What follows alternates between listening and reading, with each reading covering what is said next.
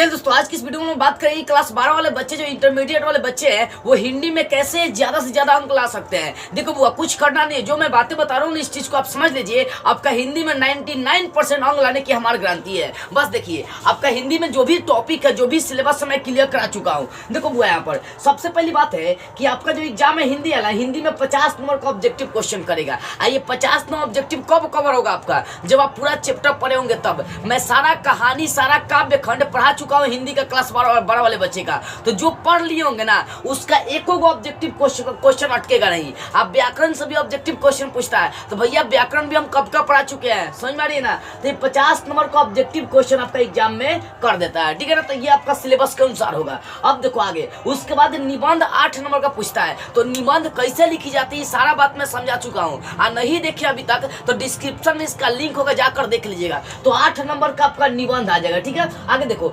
सप्रसंग व्याख्या करना। मतलब क्या होगा ना कि चैप्टर से कोई टॉपिक दे देगा। जैसे मान लीजिए कि दे दिया कि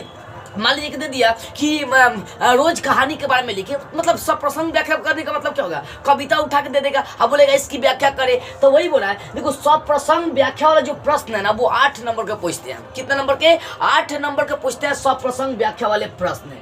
याद रखिएगा, लगभग 2 प्रश्न पूछता है, उसका व्याख्या करना होता है। व्याख्या कैसे करी जाती है बाबू? व्याख्या करने का भी तरीका मैं समझा चुका हूँ, उसके बारे में लंबड़ा कर लिख देना है, ठीक है ना। यदि आप ये भी नहीं देखे तो डिस्क्रिप्शन में लिंक दूंगा, जाकर देख लीजिएगा। आगे देखिए, अगला जो आगे पूछता है वो 5 नंबर का आवेदन भी पूछता है हिंदी में लिखने के लिए, मतलब एप्लीकेशन लिखने के लिए पूछता है। अगर नहीं देखे ये भी कि एप्लीकेशन कैसे लिखी जाती है हिंदी में, तो मतलब क्विकली आपको समझाया गया, तो इसका भी लिंक आपको डिस्क्रिप्शन में दे दूंगा, देख लीजिएगा। आगे प्रश्न उत्तर, मतलब किताब का प्रश्न उत्तर कम से कम 10 नंबर का पूछता है।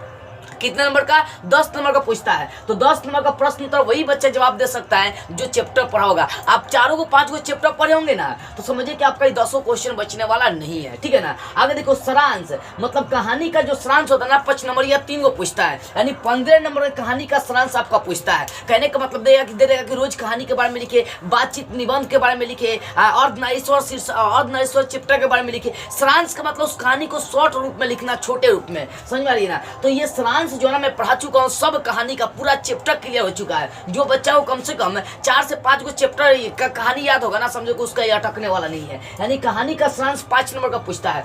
संक्षेपण बोल रहा है, संक्षेपण भी आपका 4 नंबर का आता है। संक्षेपण कैसे लिखी जाती है ये भी अभी तक नहीं देखे हैं, तो डिस्क्रिप्शन में लिंक दे दूंगा, जाकर देख लीजिएगा। यानी अगर पूरा हम लोग देखते हैं, 50 नंबर का ऑब्जेक्टिव, 8 नंबर का निबंध, सप्रसंग व्याख्या करने वाला 8 नंबर, आवेदन लिखने के लिए 5 नंबर, प्रश्न उत्तर जो किताब का है वो 10 अंक का, सारांश आपको देगा लिखने के लिए 6 देगा, जिसमें 3 आपको जवाब देना है। तो सारांश 15 नंबर का, संक्षेपण 4 नंबर का। आप इन सभी को ऐड करिए, आपका कितना नंबर का हो जाएगा? 100 नंबर का। तो इसी टाइप से आपका क्वेश्चन जो एग्जाम में ना पूछा जाएगा, तो आप इसी आधार पर तैयारी कर लीजिए। पहले आपके सारे चैप्टर का ऑब्जेक्टिव क्वेश्चन याद होनी चाहिए, और कुछ व्याकरण का ऑब्जेक्टिव क्वेश्चन आपको याद होनी चाहिए, गेस के अनुसार, ठीक है।